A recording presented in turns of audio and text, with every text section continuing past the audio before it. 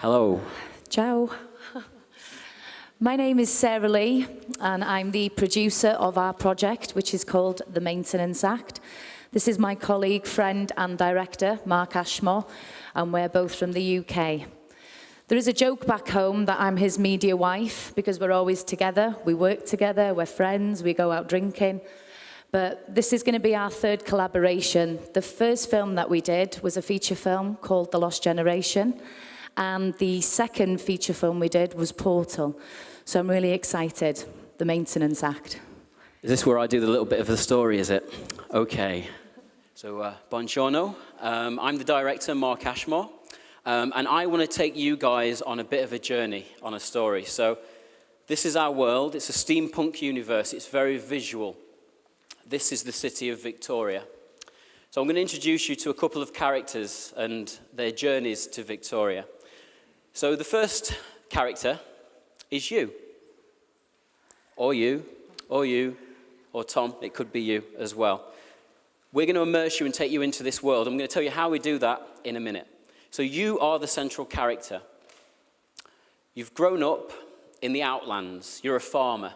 It's barren, it's dry, it's hard work.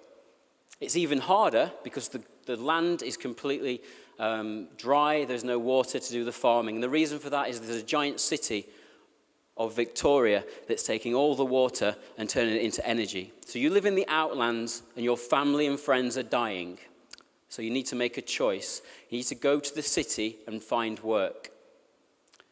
So your journey begins. You need to smuggle yourself into the city. So you pay a smuggler what little money that you have. You smuggle yourself inside the city. It's adventurous.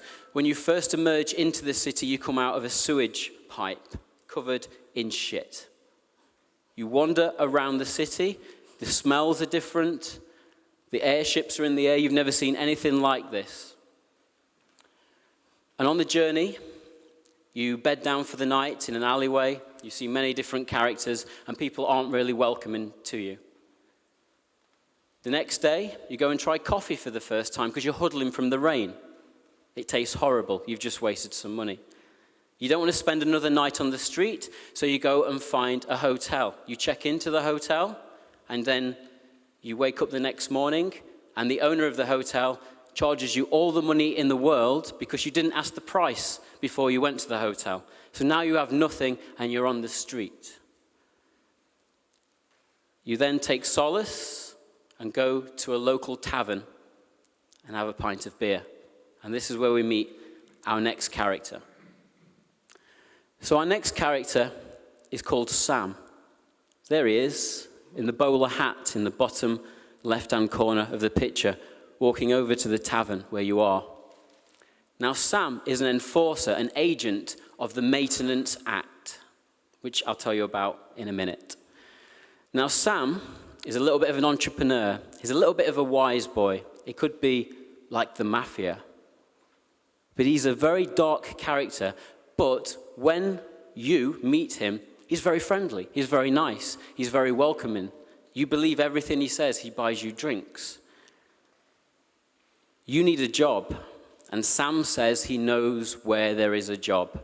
And he says, you know something, tomorrow I'll take you to the town hall and I'll get you a job. And so you're happy. The next day you go to the town hall and you sign up for a job.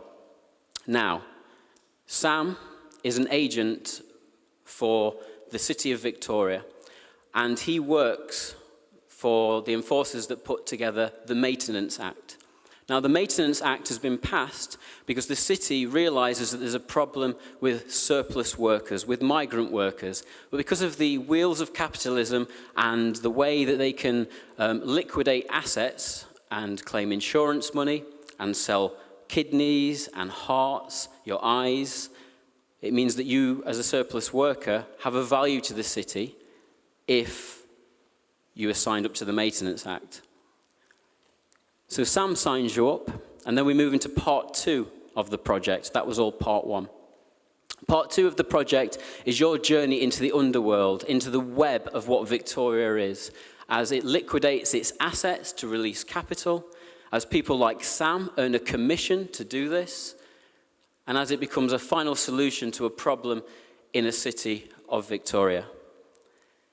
And I think at that point, it's a very dark story, it's very emotional, and it's a little bit different. And I think we're going to tell you how we're going to present this in a different manner now. So the medium in which we're going to show our story is in two parts.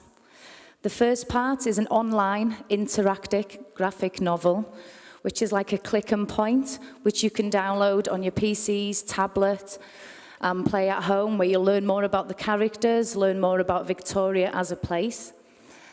The second part, which will be site-specific, here premiered at the Venice Film Festival, all through VR. Place the headset on, where you play the main character and immerse yourself into the heart of the action. As we said, it's a little bit different. So this will be one of the first times that a project like this has been done. So online, you will learn more about the character and the journey of getting to Victoria. And then through the VR headset, you'll be immersed in the action and you will feel that you are at Victoria. So if you want to try the VR headset on after this pitch, myself and Sarah will be in the back room outside after the pitches, so you can try virtual reality for the first time.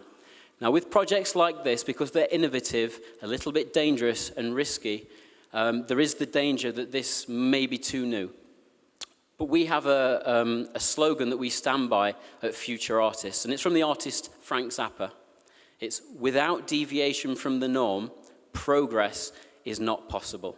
And so in the spirit of Walt Disney, when he did Snow White and the Seven Dwarfs, the first full-length animated feature in colour in 1937, in the spirit of the Venice Film Festival, which was one of the first film festivals in the world, and with the innovators of digital technology and digital cinema, that's where we find our project.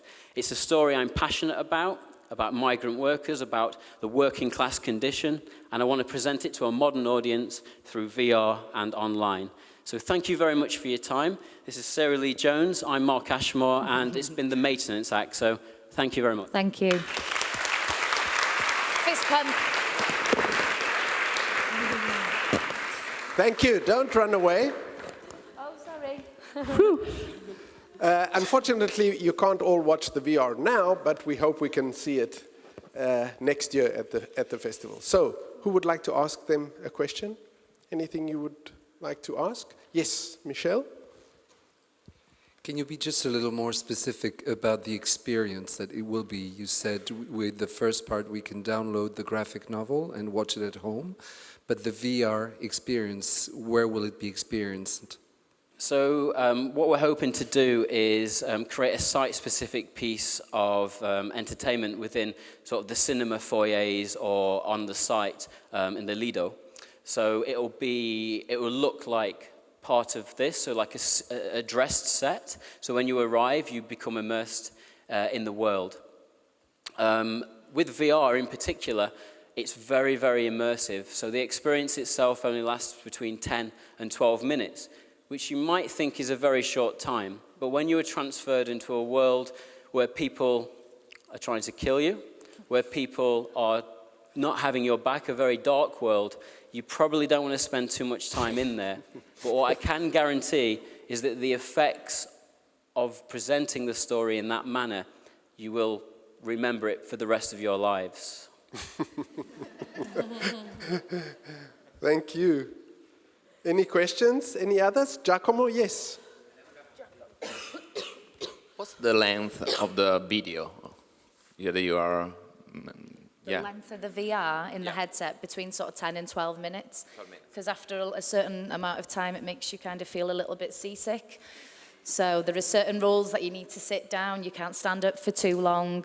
For anyone that hasn't experienced it, it's Out of this world. It's totally out of this world. Totally. Great. Thank you very, very much. Thank you very much. Ciao.